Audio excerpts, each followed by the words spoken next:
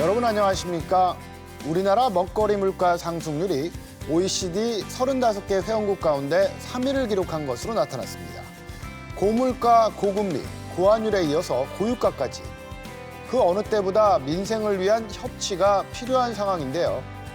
잠시 후 이슈토론에서는 3고 시대를 헤쳐나갈 우리 시대의 해법을 고민해봅니다. 임진모의 시대와 노래에서는 봄의 절정에 만나는 꽃들의 향연, 꽃제목을 가진 노래들의 변천사를 들어봅니다. 뉴스 큐레이터 시선, 잠시 후에 뵙겠습니다. 뉴스 큐레이터 시선 첫 순서는 한 주간 뜨거웠던 뉴스를 콕 집어서 소개합니다. 취재 기자의 뉴스픽, 보도국 이수복 기자 나와 있습니다. 네, 어서 오십시오. 네, 안녕하세요. 오늘의 키워드부터 살펴볼까요? 네, 오늘의 키워드는 3시간입니다. 그 3시간 어떤 내용인가요? 예, 신탄진 너머 대청호 인근에는 특수학교 헤든학교가 있습니다. 이 학교로 매일같이 새벽부터 일어나서 등하교하고 있는 이 장애 학생들의 이야기인데요. 오전 7시 20분에 대전 서남부에 있는 가수원동에서 스쿨버스를 탄 다음에 관저동이나 도안동 등 대전 도심 곳곳을 1시간 30분에 걸쳐서 돌아다니다가 대전 북쪽 끝에 있는 학교로 가고 있습니다. 학교 시간까지 합하면 하루에 3시간을 도로 위에서 보내고 있는 겁니다. 그러니까 왕복하면 3시간이라는 게 어떻게 보면 거의 대전에서 부산까지 거의 다 가는 그런 거리일 것 같은데 네. 하루 종일 이렇게 차를 타다 보면 지칠 것 같습니다. 그러니까 이렇게 통학거리 시간이 긴 이유가 뭔가요? 근처 특수학교나 학급이 가득 찼기 때문인데요. 장애 학생들은 장애 정도에 따라서 유, 초, 중고 교육을 한 번에 받을 수 있는 특수학교에 다니거나 아니면 일반 학교마다 설치된 그 특수학급에 다니는데 대전 지역 내 특수학교 또 학급이 정원이 이제 다 가득 찬 상황입니다. 오히려 일부 학급에서는 정원을 넘어선 과밀학급 상태인데요. 장애 학생들이 살고 있는 지역 인근 학교를 다니고 싶어도 다닐 수 있는 곳이 없는 상황이고 이렇다 보니까 자신의 의사와는 무관하게 자리가 나는 학교로 가야 하고 또 배정이 되고 거주지와 정반대에 있는 학교로 배정을 받아서 하루 왕복 3시간을 통학하는 데 보내고 있는 겁니다.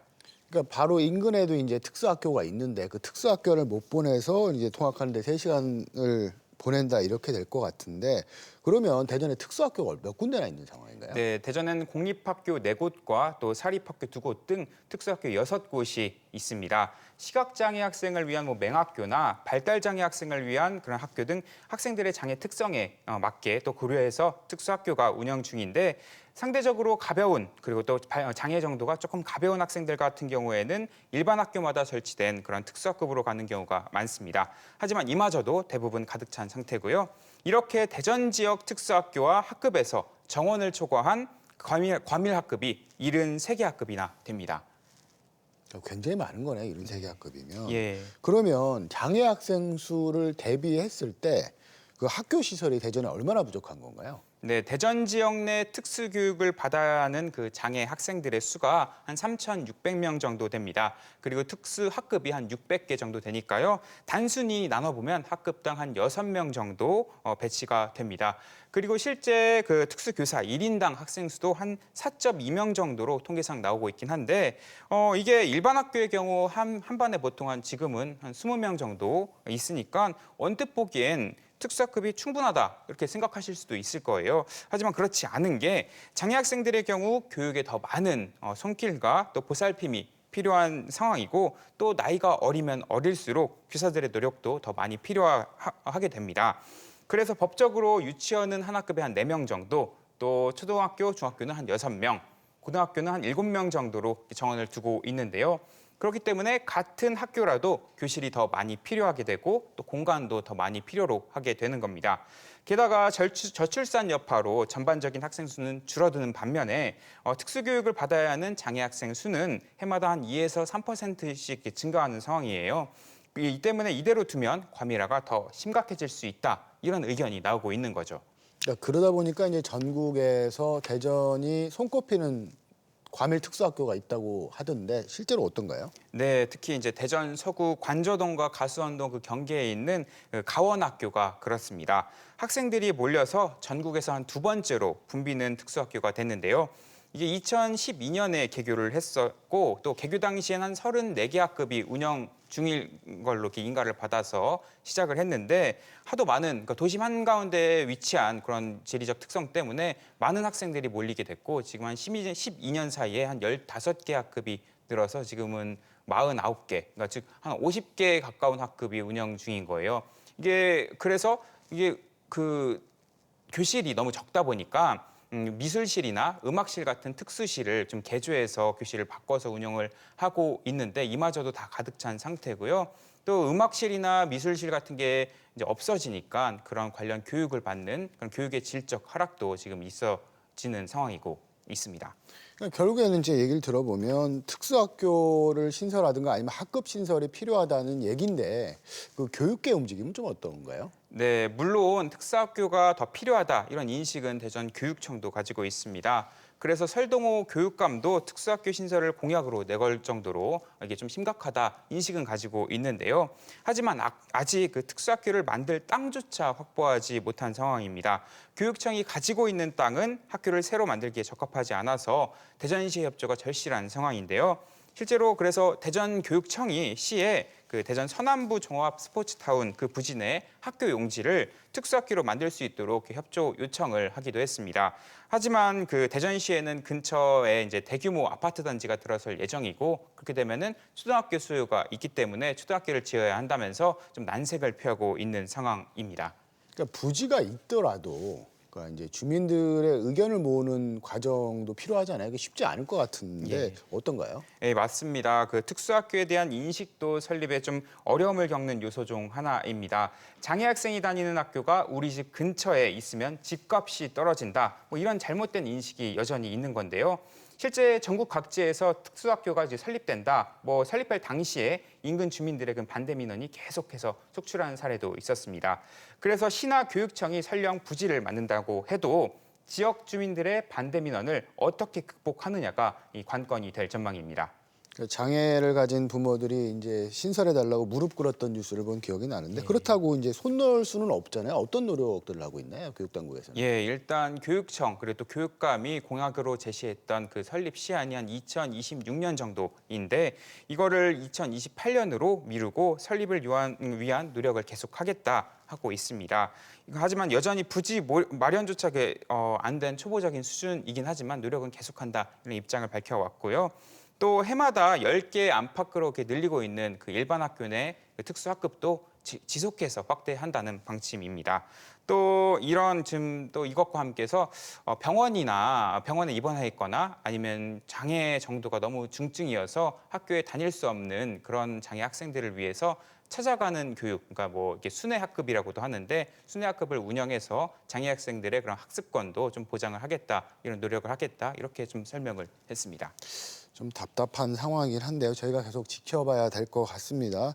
그러니까 TJB 보도가 관련돼서 나갔었잖아요. 네. 그래서 시민단체가 모였다고 하는데 어떻습니까? 예, 보도 이후에 그 특수학교나 학급에 다니는 장애 학생 그런 학부모와 또 시민단체 사이에서 큰 반향이 있었다고 해요.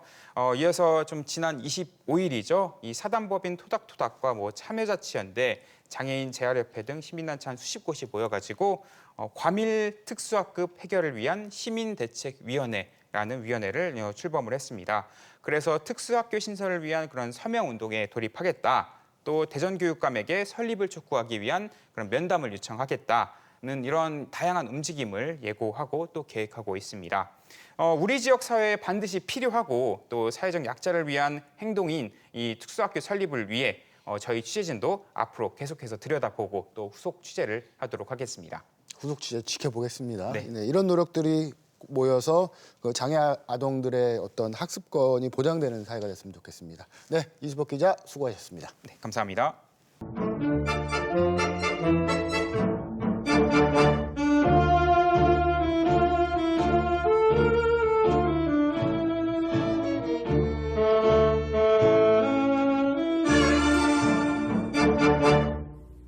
그 시절 우리와 함께했던 노래를 되새겨봅니다. 임진모의 시대와 노래, 가요평론가 임진모 씨 나오셨습니다. 네, 어서 오십시오. 네, 안녕하세요. 4월의 마지막 주입니다. 낮에는 좀 덥다는 느낌도 들지만 그래도 봄이 절정입니다. 이번 주 시대와 노래, 어떤 노래 준비하셨을까요? 사계절 중에 가장 아름다운 계절, 흔히 이제 봄이라고 하죠. 네, 봄은 또 꽃이 있습니다. 거의 동요라고 할 수가 있는데, 그래서 이 봄 노래 중에는 또 꽃 노래도 굉장히 많습니다. 꽃 피는 봄이 오면 이란 타이틀은 아주 굉장히 익숙하잖아요. 네, 그래서 오늘은 꽃이란 타이틀이 들어간 노래, 그 노래를 살펴보겠습니다. 오늘 좀 기대가 많이 됩니다. 네네. 우리나라 가요에는 네. 유독 꽃 이름이 들어가는 제목들이 많이 있는데 네네. 그 가운데 좀 어떤 곡인가요? 뭐 꽃 자체로 따지면은 뭐 찔레꽃, 동백 많습니다만, 그래도 꽃 자체가 들어간 그 노래도 많아요. 꽃. 네.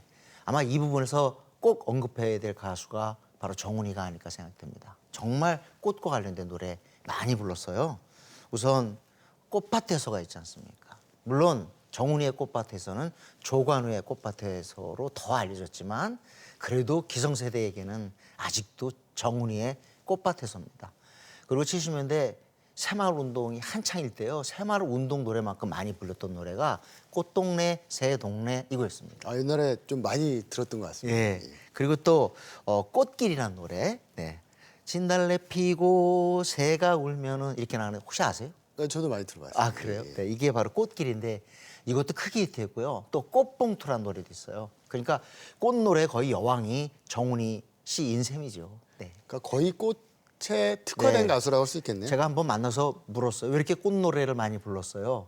꽃처럼 아름다우셔서 그랬나요? 그랬더니 세상에 그럴 리가 있어요. 그렇게 얘기를 하는데 꽃노래 정말 자기가 많이 불렀다고 인정합니다. 네. 네, 봄이 아련한 봄의 느낌과 참 잘 어울리는 곡인데요. 그럼 먼저 정훈이 씨의 노래 꽃밭에서를 듣고 말씀 이어가겠습니다.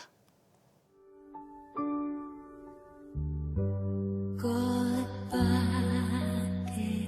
앉아서 꽃잎을 보네. 고운 빛은 어디에서 났을까. 아름다운 꽃이여.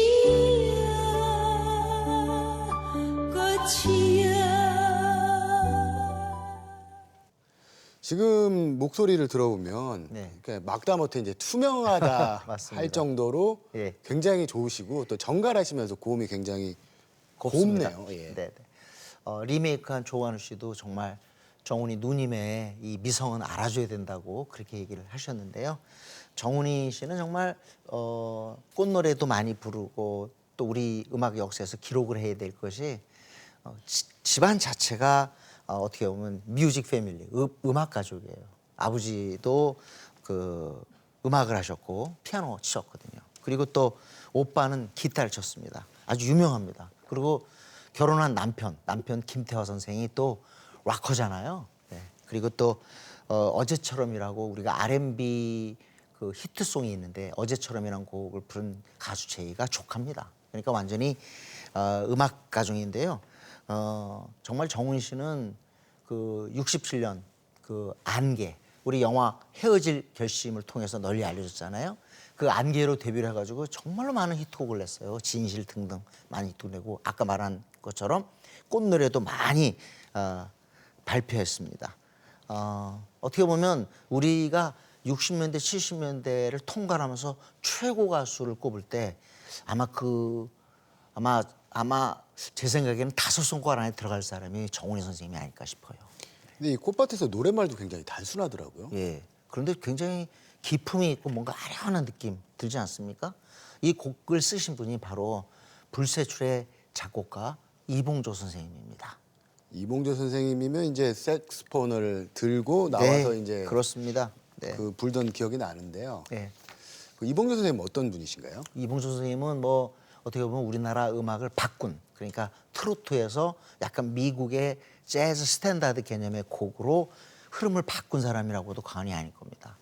그리고 뭐 일단 현미 선생님의 밤안개를 만드셨고 뭐 결혼까지 했습니다만, 정훈이를 만나면서 정말 많은 곡들을 써줬어요. 사실 우리 70년대 중반에 그 대마초 사건 아실 거예요. 사실 여기에 좀 억울하게 연루가 된 사람이 정훈이 선생님입니다. 이 꽃밭에서가 해외 가요제, 칠레 가요제 가서 상을 받고 오거든요. 그러면서 조금은 이제 정훈이가 그 대마초 그 부분에서 풀려나게 됩니다. 아주 중요한 곡이 되는 셈이죠. 그러니까 이후에도 네네. 많은 가수들이 이제 꽃밭에서를 예, 예. 커버했잖아요. 저는 이제 예. 조관우 씨가 부른 리메이크가 가장 기억에 남는데 네. 이게 그러니까 조관우 씨의 꽃밭에서 연상되는 것처럼 네. 요즘 친구들은 이문세의 붉은 노을보다 이제 빅뱅의 붉은 노을처럼 그렇다. 그렇지 않나 싶긴 한데요. 어떻게 네. 보시나요? 세대가 바뀌니까 이제 당연히 기억하는 그 층위도 다른데요. 그래도 아마 지금 60대, 70대 어르신들은 정훈이의 꽃밭에서를 기억할 거예요. 근데 이 노래가 그 당시에 많이 알려진 건 아까 말씀드린 것처럼 대마초 파동 때문에 크게 알리질 못했어요. 근데 정말 중요한 건 정훈이 씨는요. 해외 가요제, 그러니까 동경, 야마하 가요제, 칠레 가요제, 그리스 가요제 이런 데 출전하는 데마다 트로피를 들고 오셨어요. 그 부분은 우리 가요사의 영광이고요.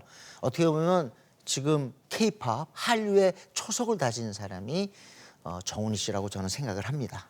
전국이 이제 꽃으로 물들고 있다 해도 과언이 아닌데요. 예. 형형색색 네. 봄 향기를 뽐내고 있는 꽃잔치인데 함께 만나보고 말씀 이어가겠습니다.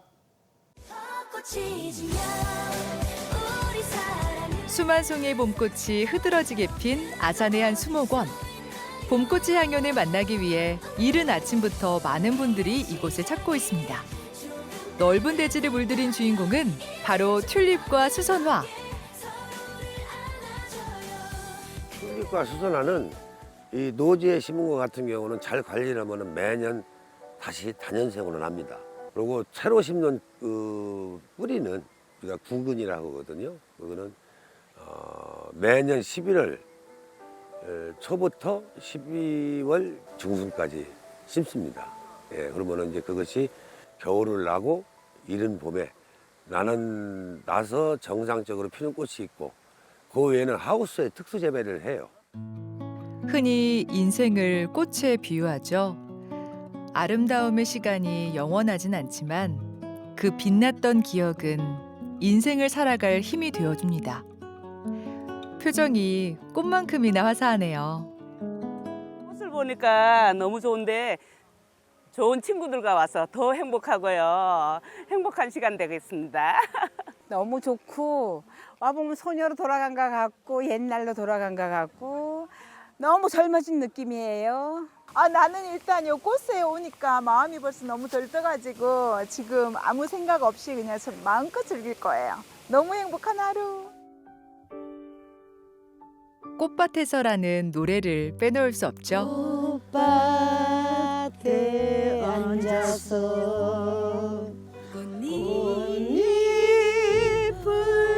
보네. 고운 빛은 어디에서 났을까 아름다운 꽃이야 꽃이야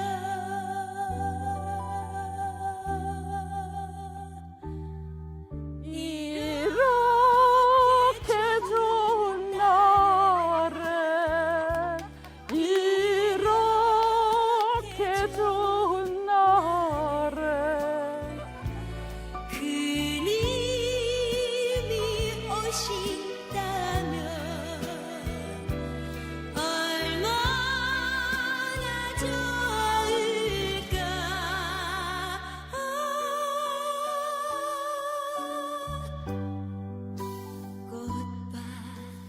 꽃 앞에선 야수 같은 마음도 순해진다고 하죠.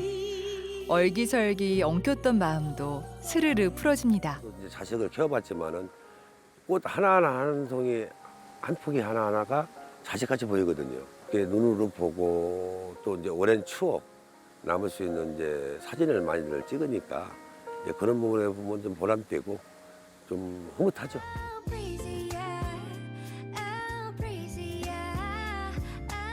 나들이 하기 좋은 계절, 짧아서 더 아쉬운 이 계절을 마음껏 눈 속에 담아둡니다. 꽃은 언제나 빛을 향해 피어난다고 하죠. 그렇게 항상 꽃길만 걷길, 오늘이란 씨앗이 예쁜 꽃밭으로 채워지길 저희도 응원합니다. 이 마음이 그냥 활짝 열리는 것 같아요.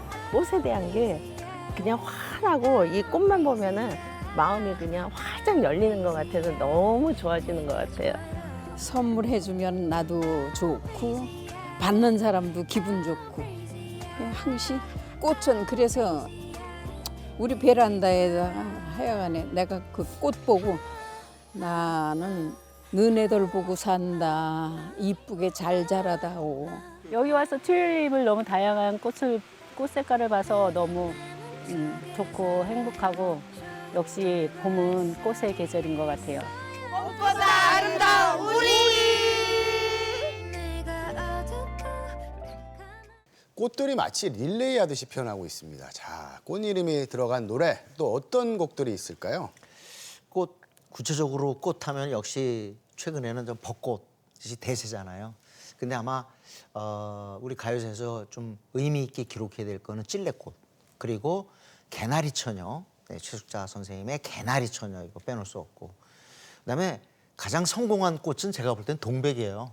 예, 동백 아가씨 이미 선생님의 그 노래는 어떻게 보면 가요 최초의 센세이션이었습니다. 그런 측면에서 동백꽃을 갖다가 우리는 못 잊을 거고요. 그 못지않게 중요한 곡이 조용필의 돌아와요 부산항이잖아요. 부산항이 어떻게 시작합니까? 꽃이 피네요. 동백섬이 아니에요. 그러니까 어떻게 보면 우리나라 최고 가요 두 개를 가져간 게 동백꽃입니다. 또 백나나 선생님의 그 찔레꽃도 사실 빼놓을 수가 없고요. 목련도 뭐 있죠.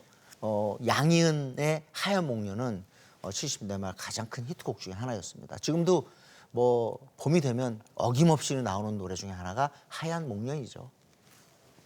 그러니까 지금 여기서 네. 많은 분들한테 사랑받던 곡인데요. 양희은 씨의 하얀 목련 잠시 들어보실까요? 하얀 목련이 필 때면 다시 생각나는 사람 봄비 내린 거리마다 슬픈 그대 뒷모습 그러니까 뭔가 인생을 좀 해탈한 것처럼 이렇게 맞습니다. 읊조리시는데요. 이게 이제 양희은 씨가 목소리가 가진 매력인 것 같아요. 그러니까 하얀 목련도 좀 네. 사연이 좀 있는 노래라고 들었거든요. 어떤 사연이 있을까요? 어떻게 보면 이제 그 목련 자체가 이렇게 좀 빨리 지잖아요. 근데 양희은 선생이 요 노래 부르면서 암을 선고받습니다. 그래서 그런 감정이 이 노래에 들어왔다고 볼 수가 있겠어요. 그래서 그냥 맑고 싱그러운 그런 느낌보다는 조금 아련한 느낌이 있는 게 하얀 목련이 아닌가 생각이 듭니다. 네. 그러니까 이게 지금 꽃에는 목련도 있고 그다음에 뭐 진달래꽃이나 아니면 뭐 장미 같은 꽃들도 있지 않나요? 장미도 이제 굉장히 중요하죠. 조금 있으면 이제 장미꽃이 필 때 뭐 수요일엔 빨간 장미를 그 세대 아니세요, 김국장? 맞습니다. 그러니까 거의 뭐 수요일엔 빨간 장미 이렇게 들고 다니는 사람들이 많았는데 그것 외에 뭐 4월과 5월에 장미도 있고 사랑과 평화의 장미도 있고 장미곡도 상당히 많습니다. 아까 좀 전에 이제 시작하실 때 꽃피는 봄이 온다는 얘기를 하셨는데 BMK 노래도 굉장히 네. 좀 유명하잖아요. 그럼요. 조금 뒷세대들은 아마 봄 노래 하면 봄이 옛날에는 좀 뭔가 이렇게 봄처녀가 말이듯이 좀 싱그러운 느낌이었는데 점점 갈수록 여전히 좀 실업 청년 뭐 그런 뭐랄까 좀 우울한 그런 청춘들이 있어서 그런지 그런 노래들도 굉장히 많이 나왔어요. 그 중에 하나가 제가 볼 때는 BMK의 거의 소울이라고 할 수 있는 꽃피는 봄이 오면이 아닐까 생각이 듭니다.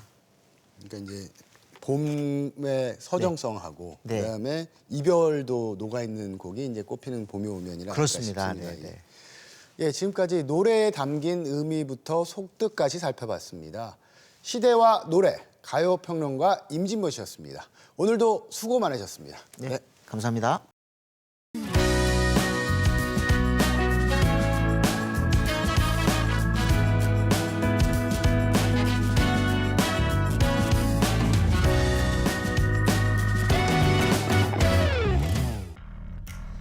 복잡한 세상 속 넘치는 뉴스, 한 주간의 이슈들을 말끔하게 교통 정리해드리는 시간입니다. 자, 이번 주 뉴스 신호등 지금 바로 출발해 보겠습니다.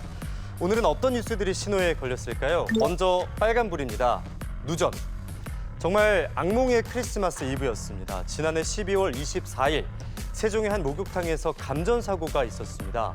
이 사고로 인해 당시 여탕 안에 있던 세 분이 안타깝게도 목숨을 잃었는데요. 그 감전 사고의 원인이 밝혀졌습니다. 바로 온탕 안에 있던 수중 안마기 모터가 누전되면서 빚어진 사고였다고 하는데요.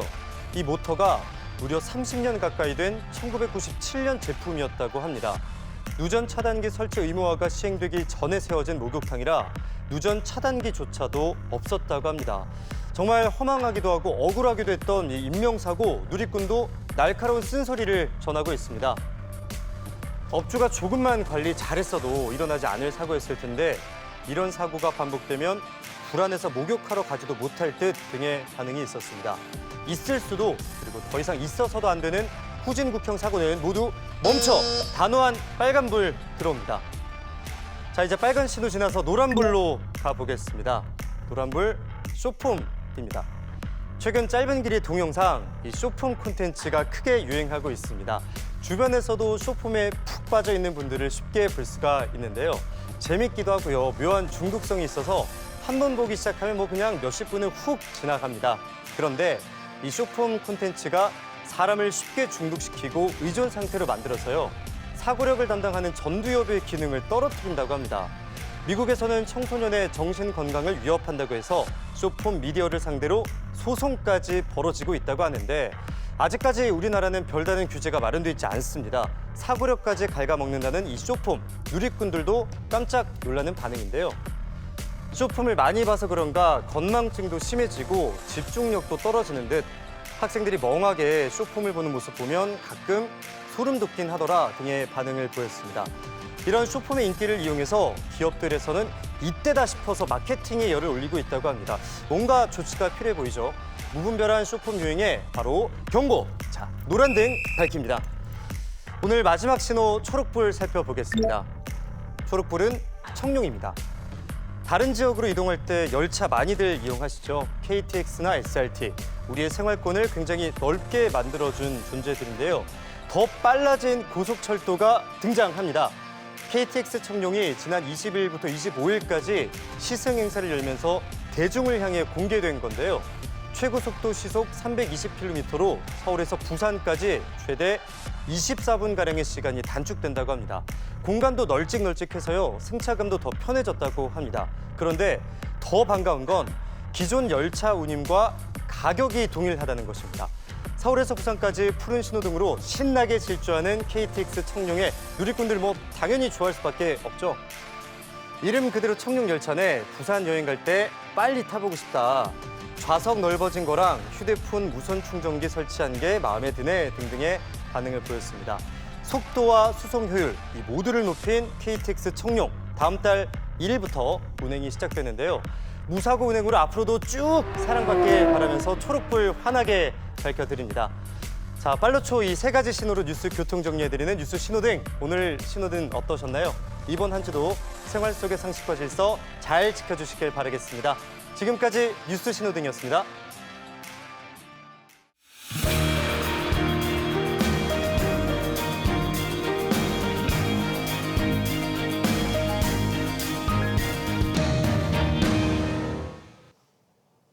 얼마 전 시중의 한 은행에서 조사한 설문 보고서를 보니까요. 우리나라 보통 가구의 월 평균 소비액이 소득의 50%를 넘는 것으로 나타났습니다. 숨만 쉬어도 나가는 금액이 무려 139만 원으로 분석됐는데요. 끝나지 않는 삼고 시대. 우리는 어떻게 대비해 나가야 할지 지혜를 모아보는 시간을 갖겠습니다. 함께해 주실 두 분을 소개합니다. 충남대학교 경제학과 한재필 교수 나오셨습니다. 네, 안녕하세요. 안녕하십니까. 대전경실련 이광진 기획위원장 함께하셨습니다. 네, 어서 오십시오. 나라 안팎의 여러 가지 상황이 얽히면서 삶이 더욱 힘들어지고 있는데 고금리, 고환율, 고물가, 삼고의 악순환이 지속되는 국내외 주요 원인부터 좀 정리를 해주실까요? 한 교수님. 예. 일단 고금리, 고환율, 고물가, 이 이른바 삼고 현상은 이제 올해 갑자기 불거진 문제라고 보기에는 좀 어렵습니다. 사실 2021년 코로나19로 인해 직접적인 영향이 발생한 그런 현상이라고 볼 수가 있겠는데요. 보다 좀 더 근본적으로 미중 패권 경쟁이라던가 아니면 무역 갈등, 글로벌 공급망 혼란 뭐 이런 그 대외적인 여건들이 많이 있었죠. 그때 2018년, 2019년부터 대략적으로 금리 상승이라던가 환율 상승 등은 어느 정도 예상돼 온 바가 있습니다. 하지만 이제 당시에는 각국의 금리 수준이 너무 낮고 이제 물가도 안정적이었기 때문에 지금처럼 좀 힘든 상황까지 갈 것은 이제 많이 예상을 못하고 있었던 상황이었습니다. 하지만 이제 최근에 이제 러시아 우크라이나 전쟁이 좀 장기화되고 또 이스라엘 하마스 분쟁 그리고 이스라엘과 이란의 충돌 이런 이제 대외적인 특히 중동 정세 불안정으로 인해서 어떤 이제 유가 상승이 촉발이 되고 이런 부분에서 미국도 영향을 받는 그런 상황이 되었습니다. 그래서 미국이 이제 어느 정도는 물가가 안정되었던 그런 상황인데요. 이제 대외적인 여건 때문에 물가가 다시 불안정해지니까 금리 인하 시기를 늦추게 되고 그에 따라서 우리나라도 금리 인하 시기를 늦출 수밖에 없는 그런 상황이 되었죠. 또 이제 한미 금리 격차가 작년 7월 이후죠. 7월 이후부터 약 2%포인트로 이렇게 격차가 벌어진 상황에서 국내로 해외 자금 유입이 좀 지체될 수밖에 없는, 제한될 수밖에 없는 그런 상황이 지속되면서 이제 그 환율마저도 지속적으로 부담을 느낄 수밖에 없는 그런 상황이라고 이해하시면 되겠습니다. 그러니까 이런 상황이 좀 계속되다 보니까 이제 고금리의 고물가, 그다음 불황의 늪 이런 얘기로 대변이 되는데요. 그러니까 자영업자들이 가장 크게 느끼지 않을까 싶습니다. 그러니까 학교 주변도 그렇고 문을 닫은 상가도 많은데요. 심지어는 뭐 코로나19 때보다 더 힘들다 이렇게 얘기하는 분들도 있던데 자영업자 분들 목소리 들어보시면 어떻던가요? 글쎄 뭐 자영업자 하면 이제 개인 사업자들을 칭하는 건데요. 코로나 팬데믹 때부터 사실 이제 매우 힘든 상황이었는데 그게 이제 국제 상황 등으로 인해서 그 어려움이 이제 지속되고 있는 상황이거든요. 그래서 어느 때보다도 좀 힘든 그런 상황이다. 특히 이제 그 운영을 하기 위한 이제 자금과 관련해서 이제 큰 어려움들이 있는데요.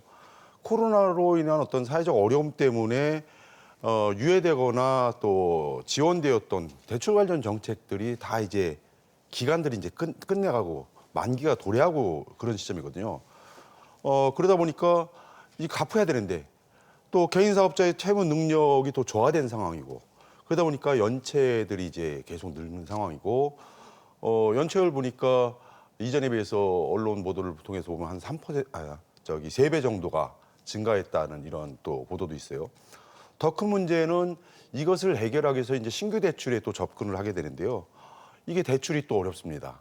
1금융권은 고사하고 2금융권도 이제 대출이 안 되니까 뭐 카드나 사채 쪽으로 또 이렇게 되는데 이게 나중에 문제가 될 경우는 더 큰 문제로 이제 다가올 수 있다. 그리고 실제로 어느 정도 상가가 벼 있냐 했을 경우에 작년 마지막 그 분기에 보니까 7.3% 정도가 벼었다고 그래요, 공실률이. 근데 이거는 이제 공식적 통계고요. 비공식적 통계로 전문가들이 얘기하는데 일부 전문가들은 한 15% 정도가 실제로 공실률이다. 그리고 이걸 크게 보시는 분들은 18%까지도 공실률로 보고 있는 지금 매우 그래서 심각한 상황이다 이렇게 생각됩니다. 그러니까 10군데 중에 한 군데 아니면 두 군데는 상가가 비었다 이렇게 이런 상황일 그렇죠. 것 같은데요. 이렇게 환율이 계속 오르면 기업도 어려움을 겪기 마련인데요. 그러니까 수출 기업한테는 좀 유리를 하지만 그 중간재를 수입하는 기업들은 이제 타격이 심하잖아요. 그러니까 한국은행 총재는 좀 일시적이라고 보던데 그 교수님 좀 어떻게 보시나요? 일단 뭐 유가 상승 먼저 말씀드리면 유가는 이제 두 가지 요인이 있는 것 같습니다. 일단 계절적인 요인이 하나가 있고 또 이제 아까 말씀드린 것 같이 국제 정세 불안 요인이 분명히 있을 텐데요. 사실 이제 휘발유 같은 경우에는 6월에서 8월 사이가 성수기이기 때문에 4월부터 6월까지는 좀 비축이 들어가는 시기라고 보시면 돼요. 그래서 계절적으로 이 시기에는 어느 정도 가격이 좀 오르는 추세를 보이긴 합니다. 근데 이스라엘과 관련된 중동 불안이라던가 아니면 이제 그 우크라이나가 러시아의 정유 공장을 드론 공격을 하게 됐죠. 그래서 러시아 정유 공장이 이제 복구가 지연되면서 전반적으로 이제 유가 불안이 좀 지속되는 그런 상황이 있어서 이제 단순히 이 유가만 놓고 봤을 때는 일시적인 현상이라고 보기엔 좀 어렵고요. 이 중동 불안이 해소되기 전까지는 좀 지속될 수밖에 없는 부분이 있습니다. 환율 같은 경우에는 사실 엄밀히 얘기를 하자면 이제 한국은행에서 소관이 아니라 이제 기획재정부 소관이기 때문에 그 기재부의 최상목 부총리께서 말씀하신 것처럼 좀 우려스러운 상황이다라고 얘기를 하는 쪽이 이제 정책 당국의 입장이라고 판단하시는 게 더 옳다고 생각합니다. 다만 이제 이창명 총재께서 최근에 일시적인 현상이라고 언급을 하셨던 것은 아마도 이제 그 16일에 달러 원 환율이 1,400원대까지 치솟았던 그런 상황을 두고선 좀 일시적이라고 말씀을 하셨던 것으로 저는 개인적으로 해석을 하고 있습니다. 그래서 그런 부분을 말씀하신 게 맞다면 일시적인 게 맞고요. 다만 이제 1,300원대 후반 그리고 1,400원대로 이제 넘어가는 그 추세가 과연 반전이 될 것이냐 하는 질문이시라면 그런 부분 좀 어려울 것 같습니다. 1,300원대 후반으로 환율이 좀 고착화된 것이 아닌가 하는 그런 우려가 있고요. 그 이유는 이제 2022년 하반기부터 약 3개월 정도 반짝 환율이 하락했었던 시기가 있는데 그 이후부터는 지속적으로 추세적으로 환율이 상승하는 게 좀 관찰이 되고 있거든요. 그 이유는 아무래도 한미 금리 격차가 이제 뭐 거의 10개월 가량 2%포인트로 고착화되어 있었기 때문에 그 환율도 이제 국내에서 자금이 해외로 유출되는 현상이 조금씩 계속 지속적으로 나타나지 않을까 그런 이유라고 생각하시면 될 것 같습니다. 이게 좀 상당히 좀 오래 갈 것 같다 이런 좀 전망이 보이긴 하는데요. 그러니까 과거에는 이제 젊은 세대를 대표하는 단어가 바로 플렉스였잖아요. 그러니까 고가여도 이제 필요하다고 생각하면 과감하게 지갑을 여는 그런 세대인데 최근에는 이제 고물가 고금리로 인해서 지갑을 닫고 뭐 이른바 이제 짠테크로 돌아섰다고 하는데 금리나 물가나 뭐 모든 게 올라도 너무 올랐잖아요. 좀 어떻게 보시나요? 글쎄요, 우리나라에서 경제 문제 얘기할 때 대출 문제가 바로 이제 또 나오잖아요. 그만큼 가계대출이 사실 그 규모가 엄청납니다. 지금 나오는 얘기는 한 1,100조 정도가 가계대출로 돼 있는데요. 뭐 실제로 이건 공식적인 거니까 또 비공식적인 건 뭐 더 크겠죠. 그렇다 보니까 이제 대출 금리가 어떠냐에 따라서 가계 경제가 거기에 대해서 이제 좌지우지되는 그런 모습들이 나타납니다.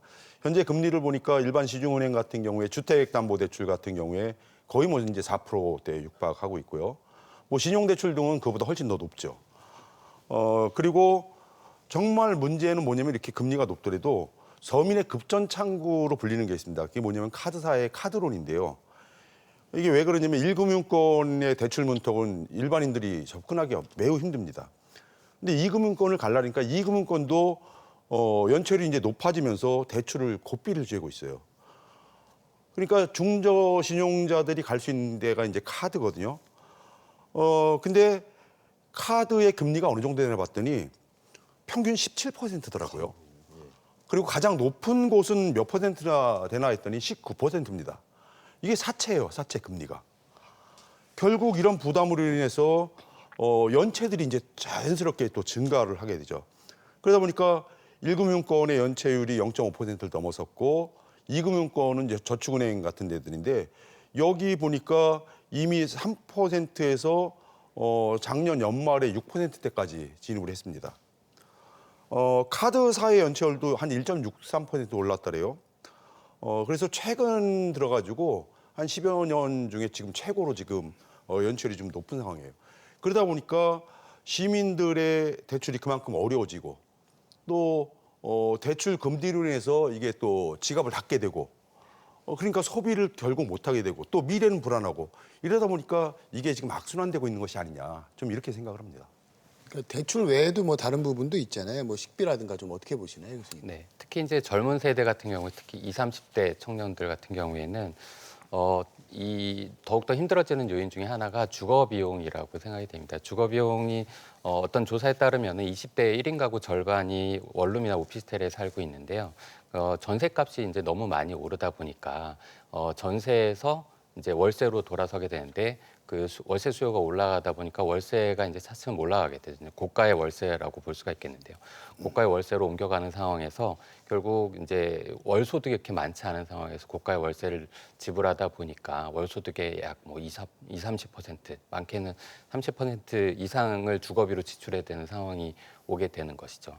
그러니까 이 월 소득이 이렇게 제한돼 있고 이제 소위 말해 이제 가처분 소득이 제한돼 있는 상황에서 줄일 수 있는 건 결국 식비밖에 없잖아요. 근데 식비를 줄인다는 것은 결국 이제 우리 젊은 세대들이 건강 상태가 좀 안 좋아질 수 있는 부분이기 때문에 장기적으로 매우 좀 안 좋은 영향이 있을 뿐더러 이제 좀 슬픈 현실이 아닐까 그런 생각이 듭니다. 지금 보시는 게 이제 이달 초에 발표되는 충청 지역 소비자 물가 지수인데요. 대전이 113.66, 세종이 113.61, 충남이 114.37을 기록하고 있습니다. 전국 기준에 이제 대전의 오름세가 심상치 않다고 하는데 이 수치들을 좀 더 쉽게 설명을 부탁드립니다. 네, 일단 다들 잘 아시는 것처럼 소비자 물가지수라는 것은 과거의 어떤 기준 시점과 지금 현재의 그 상품 구매 지출을 비교하는 그런 지표라고 보시면 되겠는데요. 이 경우 지금 최근에 조사된 소비자 물가지수 같은 경우에는 지금 2022 100이라고 돼 있잖아요. 그게 2020년과 현 시점에서 동일한 품질의 상품을 동일한 양만큼 소비한다고 가정했을 때 이제 총 비용이 예상되는 총 비용이 2000년이 100이었으면 지금 현재 113이 든다. 이렇게 그러니까 대략 13%에서 14%가량 상승했다. 이렇게 생각하시면 됩니다. 쉽게 말해서 시청자분들께서 매년 이맘때 그 장바구니에 담는 물건이 예를 들면 뭐 봄철 나물, 과일, 생필품 이런 것들로 매우 유사하다고 했을 때 물건을 구매하는 데 드는 비용이 4년 전보다 약 13에서 14% 정도 상승됐다. 이렇게 생각하시면 되고요. 다만 이제 소비자 물가지수 계산할 때는 그거보다는 좀 더 많은 물품들을 비교한다는 점 좀 차이점이 있겠죠. 이때 이제 지수 계산을 할 때 물건들이 워낙 많기 때문에 좀 더 세분화해서 뭐 농축수산물이라든지 공업제품이라든지 뭐 서비스, 생활물가, 신선식품 뭐 이런 이제 세부적인 지표들도 계산을 하곤 합니다.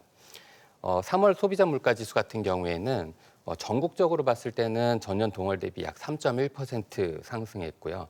이는 2월 달과 동일한 수치입니다. 지금 우리 지역 충청 지역의 물가 상승률을 봤을 때 많게는 3%, 적게는 뭐 2.6%까지 상승한 것으로 나와 있기 때문에 전국이랑 비교했을 때는 매우 우려할 수준은 아니라고 생각이 됩니다. 그리고 이제 타 시도랑 비교해 볼 때도 대전, 세종 같은 지역은 이제 113 언저리에서 형성이 되고 있어서 그렇게 많이 물가가 오른 상황은 아니에요. 오히려 충북과 충남의 물가가 상대적으로 높은 수준인데 뭐 강원이나 경남 지방에 비하면 그렇게 높은 수준은 아니라고 판단이 됩니다. 하지만 이제 충청 지역에 계시는 거주민들께서 물가 상승을 더 심각하게 느낄 수 있는 이유는 분명히 있는데요. 그건 이제 타 지역에 비해서 올해 들어서 신선식품 물가지수가 좀 너무 가파르게 상승했기 때문입니다.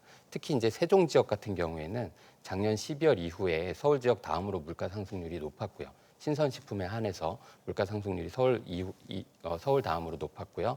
이번 3월에는 전국에서 물가 상승률이 가장 높은 지역으로 보입니다.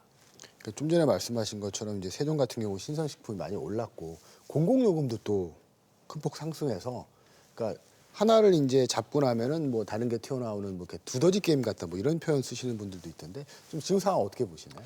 글쎄요, 뭐 일반 시민들 입장에서 소비자 물가를 얘기를 할 때 이 소비자 물가는 자기의 삶의 질이 어떠냐에 이거하고 이제 밀접하게 연관이 되거든요. 그러니까 매우 민감하게 좀 받아들이고 있죠. 그러다 보니까 지난 총선에서 우리가 그 특정 농산물 가격 때문에 이게 선거판을 막 흔들던 이제 그런 상황까지도 이제 전개가 됐던 거죠. 근데 이제 걱정되는 것 중에 하나는 우리가 이제 이전에도 경험했듯이 한 번 오른 물가는 떨어질 줄을 몰라요. 전쟁이나 이런 국제 정세로 인해서 글로벌 공급망이 이제 혼란스러워졌고요. 이것으로 인해서 이제 원자재 가격들이 막 올라요. 이거에서 이제 물가가 폭등을 했지만은 그것으로 인해 가지고 다른 물가도 전부 올라버린 거예요. 뭐 원자재 가격이 올랐다 해서 이 부분만 오른 게 아니고 이것이 오르니까 이 형평성을 맞추기 위해서 다른 부분들 다 오른 거죠. 그래서 우리가 그냥 시중에서 얘기할 때 임금 빼고 다 올랐다 이런 얘기들을 하잖아요. 그렇기 때문에 이게 물가가 내려가기가 매우 좀 힘든 상황 아니냐. 그래서 이제 저 같은 경우 한번 예를 들어보면은 저는 이제 가족들하고 시장을 가끔 나가거든요. 물건을 사러 나가는데 일단 횟수가 줄었고요. 횟수가 줄었고 또 나가더라도 정말 미리 적어가지고 꼭 필요한 물건만 삽니다. 그러면서 우스갯소리로 저희가 그럽니다. 이제 냉장고 파먹고 살자. 냉장고 속에 들어있던 그 물건 하나하나 꺼내가지고 밥 먹고 살자 이렇게 얘기를 하는데 지금 뭐 저뿐만이 아니고 주변의 사람들이 대부분 그런 지금 상황이 아니냐. 근데 이제 일부는 공공요금도 이미 올랐어요. 선거 이후에 또 줄줄이 좀 대기하고 있죠. 이것으로 인해서 시민들이 느끼는 어려움은 더 커지지 않겠냐. 안정된 일자리는 계속 줄어들고 있고 물가는 계속해서 고공행진하고 있고 이를 극복하기 위한 정말 지혜, 그다음에 정책들이 빨리 마련돼야 되지 않나 이렇게 생각을 합니다. 이제 좀 전에 이제 공공요금 언급을 하셨는데 이제 전기요금, 가스요금도 이제 총선 이후에 오를 거다 뭐 이런 논의가 있거든요. 안 그래도 이제 물가가 치솟고 있는데 이렇게 되면 이제 취약계층의 어려움이 좀 더 가중되지 않을까 싶거든요. 좀 공공요금 인상에 대한 시기가 좀 논의가 필요하지 않나 보는데 어떻게 보시나요? 네, 일단 사실 아까 신선식품 물가에 대해서 잠깐 언급을 드렸는데요. 신선식품 물가가 오르는 가장 큰 요인이 이제 채소 가격이랑 과일 가격 상승인데 채소 가격 같은 경우에는 작년 11월 그리고 과일은 작년 8월부터 가격이 오르기 시작했어요. 근데 이 시기를 가만 보면 작년 5월에 전기요금 인상 때문에 그러니까 농업용 전기요금이 너무 이제 급등하다 보니까 영향이 있었고요. 그 일부 농민들 중에서는 비용이 너무 상승하다 보니까 농사를 포기하는 그런 상황들까지 발생했다고 합니다. 그러다 보니까 공급이 전반적으로 감소했고, 그래서 이제 물가에 영향을 미친 거죠. 근데 최근에 이제 전기랑 가스요금 같은 경우에는 최근 어떤 언론사에서 산업통상자원부 의견을 좀 이제 내놓은 기사를 보게 됐는데, 사실 다행스러운 점은 이제 도시가스 중심으로 인상을 논의하고 있다고 합니다. 그러다 보니까 이제 이런 공산품과 관련되어 있는 물가에 미치는 영향은 다소 제한적일 거고요. 그리고 도시가스 경우에는 여름에 수요가 그렇게 많지가 않기 때문에 가을 이후까지 어느 정도 물가 상승 좀 유예한 측면이 있지 않은가 싶습니다. 다행스러운 점은 이제 여름철 냉방비 상승을 고려해서 산업통상자원부에서 이제 전기요금 인상은 가급적 동결하는 방안을 얘기하고 있다고 하니까 그런 부분들을 감안하게 된다면 현재 이제 전기와 가스요금 인상 논의는 정부 부처에서 다소 어떤 국민들의 상황을 감안해서 결정하고 있는 것이 아닐까 저는 개인적으로 판단하고 있습니다. 근데 정부에서는 이런 상황에 대해서 물가가 조금 더 뭐 하향 안정화될 거다 뭐 이런 전망도 내놓고 있거든요. 그러니까 어떻게 보시나요, 진짜로? 뭐 근거도 궁금하고요. 네, 사실 이제 물가지수 자체로 봤을 때는 하향 안정화되고 있는 추세가 맞습니다. 아까도 보셨듯이 이제 전년 동월 대비 3% 수준으로 안정화되고 있는 추세인데요. 정부에서 최근 얘기하고 있는 거는 아무래도 이제 농산물 중심으로 물가 대책을 내놓고 있고, 뭐 예를 들어서 납품 단가를 인하한다던가 아니면 할인 지원을 확대한다던가 대체과일 수입을 통해서 가격을 안정화하는 그런 조치들을 취하고 있고 그것들이 어느 정도는 효과를 보이고 있고 보일 것이라는 것은 좀 분명한 사실이거든요. 근데 다만 이런 것들이 근본적인 해결책이냐 하는 것은 약간 이제 저희가 의문을 가져야 될 필요가 있습니다.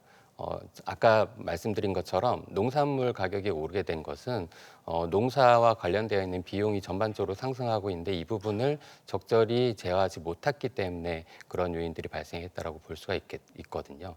근데 지금 대책들은 가격을 즉각적으로 이제 타겟하는 대책들이기 때문에 보다 근본적으로 농민들이 농사를 짓는 데 있어서 비용을 조금 더 안정적으로 가져갈 수 있도록 하는 정책이 더 필요할 것이라고 생각이 됩니다. 피부에 좀 와닿으시던가요? 글쎄요. 일부 농산물 가격은 좀 내려갈 수 있다고 생각됩니다. 그런데 저는 좀 다르게 생각하는데 전체적인 상황, 그러니까 우리가 경제를 얘기할 때 농산물만 얘기하는 거 전체적 상황을 얘기하지 않습니까? 전체적 상황에서는 앞에서 잠깐 말씀드렸듯이 이게 하향 안정화되기는 이제 힘들지 않냐. 이미 다른 부분이 다 올라가 있어요. 기존의 그 원자재 가격 상승이나 이런 것들로 인해서 특정 분야가 올랐고 이 오른 것 때문에 주변이 다 오른 상황이거든요. 근데 이게 한 부분이 원자재 가격이 싸졌다 해가지고 다른 부분을 내릴 수가 없는 상황이기 때문에 결국은 그 영향을 미치더라도 아주 미세한 영향이지 전반적인 상황 속에서는 고물가 시대를 우리가 앞으로 좀 살아가야 되지 않냐 하는 그런 우려를 갖고 있습니다.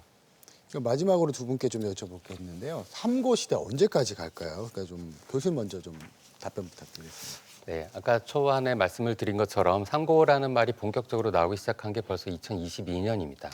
그래서 코로나19 시기를 거치면서 주요국에서 확장 재정을 하고 이 풀린 돈을 회수하기 위해서 고금리 정책을 시행했고 그게 이제 우리나라에 영향을 미쳐가지고 이 3고가 지속되는 그런 상황인데요. 결론적으로 말씀을 드리면 3고 모두 이제 상당히 오랫동안 지속이 될 것입니다.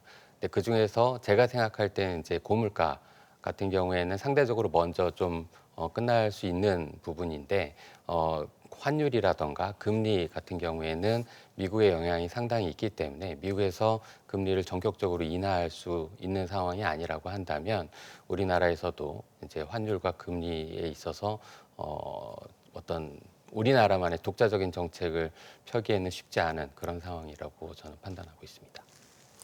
코로나19에 따른 어떤 경기 침체에 이어서 이제 국제 정세의 불안, 뭐 전쟁, 공급망의 뭐 어떤 위축 불안, 뭐 이런 것들만 있는 게 아니고 지금은 또 새로운 신냉전 체제가 지금 구축된다고들 얘기를 하고 있잖아요.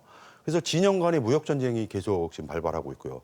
그리고 미국을 중심으로 해가지고 이제 어떤 미국 패권주의가 있으면서 뭐 미국에서 관세 올리고 그러면서 자국 내 생산 안 하면은 소비 못한다, 우리 매입 못한다. 뭐 이런 상황이 지속되는 상황 속에서는 경제 전망이 그렇게 우리 경제 전망은 낙관적이지 못하다.